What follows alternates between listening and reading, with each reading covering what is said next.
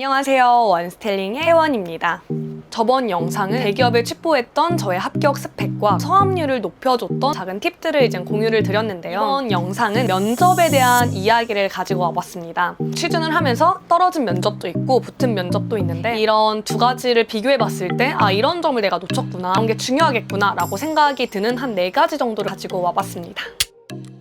가장 중요하다고 생각하는 첫 번째는 바로 회사의 로열티, 충성도를 적극적으로 어필하는 것입니다. 이 부분이 저의 합불의 가장 큰 결정 요인이라고 생각을 하고, 지금 합격한 기업의 면접을 봤을 때도 1차 면접, 2차 면접 때 끊임없이 저한테 물어봤던 것은, 그래서 너가 왜 이 산업군에 지원을 하고 그 중에서도 왜 다른 회사가 아닌 이 회사를 지원했는지, 그리고 이 회사에서 왜 너를 뽑아야 하는지를 끊임없이 물어봤습니다. 그런데 로열티, 충성도란 말이 좀 추상적이잖아요. 저는 3가지 정도를 연습을 했는데, 먼저 첫 번째로는 가장 기본 중에 기본이라고 할 수 있는 정보 수집입니다. 회사의 방향성, 현재 주력하는 사업, 비전을 다트와 같은 전자 공시 사이트, 최신 뉴스, 현직자 인터뷰를 통해서 내가 말할 수 있는 총알들을 많이 확보하려고 노력을 했습니다. 실제로 이제 다른 면접을 봤을 때 1분 자기소개 대신 1분 회사 소개를 해봐라 라고 할 만큼 너가 이 회사에 대해서 얼마나 많은 정보를 아느냐 또한 굉장히 중요한 요소라고 할 수 있습니다. 그리고 여기서 끝이 아니라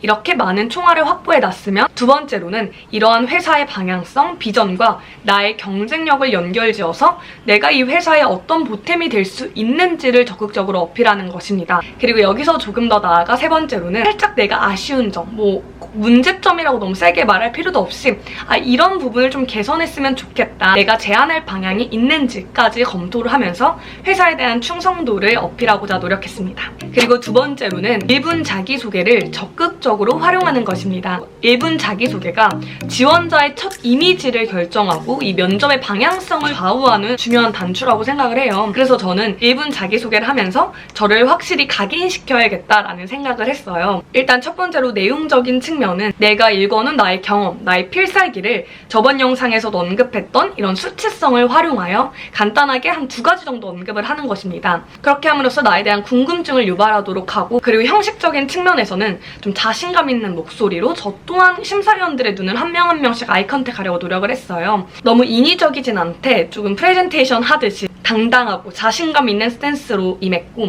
그렇게 함으로써 심사위원들이 저한테 한 번 더 눈길을 주시더라고요.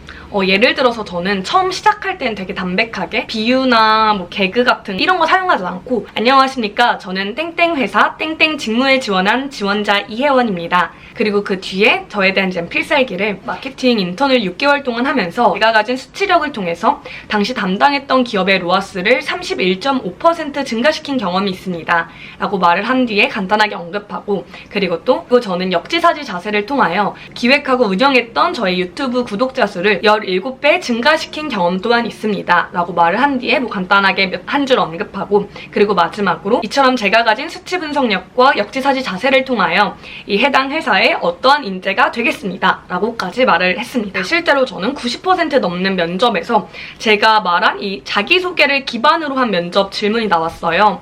그렇기 때문에 제가 예상할 수 있는 질문의 선이었고, 때문에 자신감 있게 대답을 할 수 있었어요. 이런 식으로 준비하지 않고 되게 추상적으로 나를 소개하는 그런 자기소개를 준비하다 보면 나도 추상적으로 말했기 때문에 면접 질문 또한 굉장히 추상적이고 난해한 질문 또한 들어오기 때문에 최대한 내가 예상 가능한 선에서 질문을 받고 싶다면 1분 자기소개를 확실하게 준비하는 것을 추천드립니다. 그리고 이것과 연결되어 세 번째는 필살기 경험 3개 정도는 확실하게 정리를 해두는 것입니다. 나한테 툭 치면 입으로 술술술술 나올 수 있게, 예를 들어서 2갈씩으로 나는 어떠한 나의 자질을 활용하여 이런 결과를 냈다. 그리고 그 이후에 이제 나의 수치성을 정말 증명하는 시간이잖아요. 어떠한 방식으로 어떻게 했는지를 무수능란하게 말할 수 있도록 정리를 해놓는 것입니다. 이렇게 되면 뭐가 좋냐면 어떤 질문이 들어와도 이 3개로 대답을 할 수가 있어요.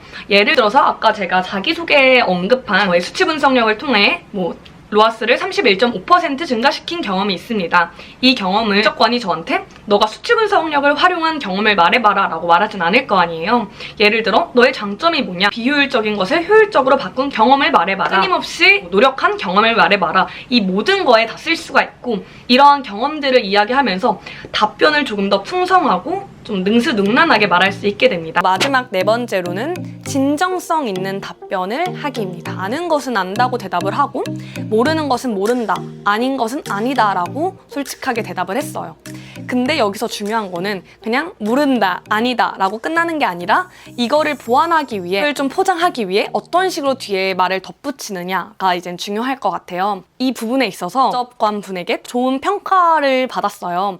제가 면접을 보면서 어떤 질문이 왔었냐면 해당 산업을 언제부터 준비했었냐? 너가 우리 회사를 오기 위해 어떤 노력을 했었냐? 라고 저한테 물어보시더라고요. 사실 취준생분들은 이 회사 하나만 준비하는 건 아니잖아요. 저도 솔직하게 말씀을 드렸어요. 회사만을 준비한 것이 아니라 다양한 산업군의 다양한 회사를 함께 준비를 했습니다.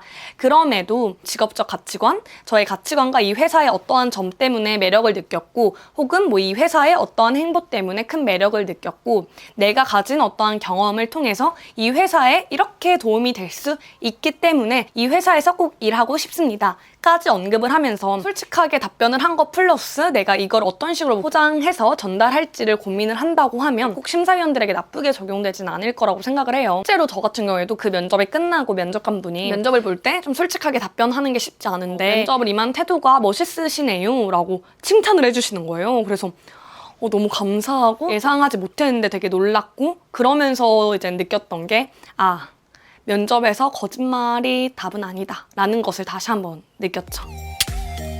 네, 지금까지 면접에서 도움이 됐던 4가지의 팁들을 공유해봤습니다. 사실 면접이라는 게 나를 PR하고 나란 사람을 이 면접관들에게 이제 어필하는 것이잖아요. 그렇기 때문에 나란 사람을 어떤 식으로 표현하고 나의 경험을 어떻게 표현할지를 좀 끊임없이 고민을 했으면 좋겠어요. 그렇게 되면 뭐 면접을 떨어져도 내가 이런 사람인데 뽑지 않은 거는 그냥 내가 이 회사랑 결이 안 맞다. 나를 정말 알아주는 나의 이야기와 나의 이 경험들을 알아주는 다른 회사에 가는 게 나중에 생각했을 때도 정말 100만 배 낫기 때문에 물론 제 말이 정답은 아니지만 이런 식으로 끊임없이 자신에 대한 고민을 하면서 면접을 준비했으면 좋겠습니다.